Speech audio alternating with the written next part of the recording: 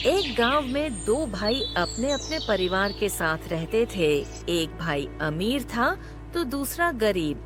दिवाली आई, सारे गांव में खुशियां मनाई जा रही थी, परंतु छोटे भाई के पास तो खाने लायक भी कुछ नहीं था। वह बड़े भाई के पास मदद मांगने गया। बड़े भाई ने दुत्कार कर बैरंग वापस भेज दिया। बेचारा उदास लौट रहा था कि रास्ते में एक बूढ़ा दिखाई दिया।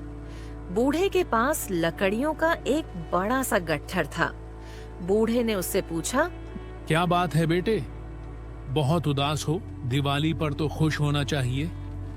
काहे की दिवाली ताऊ, मेरे भाई ने भी मेरी मदद नहीं की।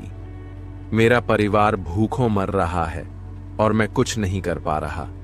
यदि तुम मेरी मदद करो, इन लकड़ियों के गट्ठर को मेरे घर पहुंचा दो, तो मैं तुम्हें जो दूंगा उससे तुम अमीर हो जाओगे। छोटा बूढ़े के पीछे चलता हुआ लकड़ियों के गट्ठर को उसके घर छोड़ आया। बूढ़े ने छोटे को एक मालपुआ दिया और बोला, जंगल में जाना, एक जगह अजीब तरह के 3 पेड़ दिखेंगे, जिसके पास एक चट्टान होगी। ध्यान से देखोगे तो चट्टान के कोने में तुम्हें गुफा का एक मुंह दिखेगा। गुफा में चले जाना, वहां 3 बोने रहते हैं।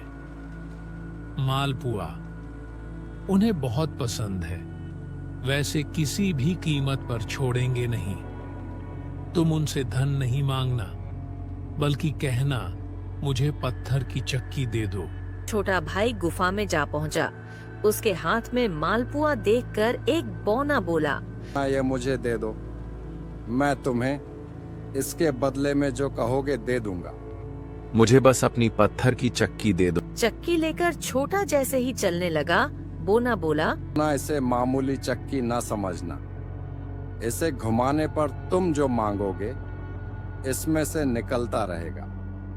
इच्छा पूरी होने पर इस पर लाल रंग का कपड़ा डाल देना, सामान बनना बंद हो जाएगा। चक्की लेकर छोटा भाई घर पहुंचा। पत्नी और बच्चे भूखे थे। उसने कहा, यहाँ पर एक कपड़ा बिछाओ। कपड़ा बिछाकर चक्की उसके ऊपर एक किनारे रखकर छोटे ने चक्की चलाई और बोला, चक्की चक्की चावल निकाल। बस चावलों का ढेर लगना शुरू हो गया।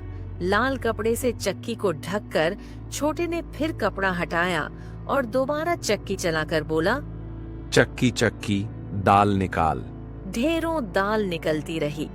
थोड़ी देर बाद छोटे ने चक्की को ढक दिया। दाल चावल बनाकर सबने अपना पेट भरा। रात सबने चैन की नींद ली। बचे हुए ढेरों चावल और दाल को लादकर छोटा अगले दिन बाजार में बेच आया। वापस आकर उसने फिर वही क्रम अपनाया और इस बार ढेरों गेहूं चावल भिन्न भिन्न दालें चक्की की मदद से निकाली और बेचकर ढेरों पैसे कमा आया।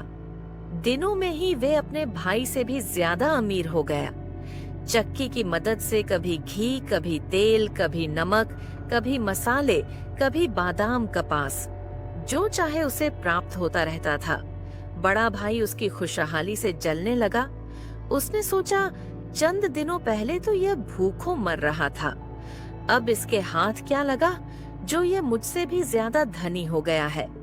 एक रात चुपचाप वह छोटे के घर में छुप गया। सारा भेद उसके आगे खुल गया। अगले दिन जब छोटा बाजार सामान बेचने गया था, तो बड़ा भाई छोटे के घर पहुंचा और उसके घर से चक्की चुराकर ले आया और अपने परिवार को लेकर दूर कहीं टापू में जाकर बसने के इरादे से घर से चल पड़ा। समुद्र किनारे पहुंचकर उसने एक नाव खरीदी। सभी उसमें बैठ गए और नाव में बैठकर टापू की ओर चल दिए। उसकी पत्नी हैरान थी कि एक बेकार सी चक्की लेकर उसका पति सारा घर बाहर छोड़कर हम सबको लेकर कहाँ जा रहा है। बड़े भाई ने पत्नी की जिज्ञासा शांत करने के लिए चक्की को घुमाया और बोला, चक्की चक्की नमक निकाल। बस फिर क्या था, नमक का ढेर नाव में लगना शुरू हो गया और नाव डूबने लगी। बड़े भाई को चक्की बंद करने का उपाय तो पता नहीं था। उन सब की जल समाधि बन गई। सभी चक्की समेत समुद्र में डूब गए। कहते हैं कि चक्की अब भी घूम रही है, तभी तो समुद्र का पानी खारा है।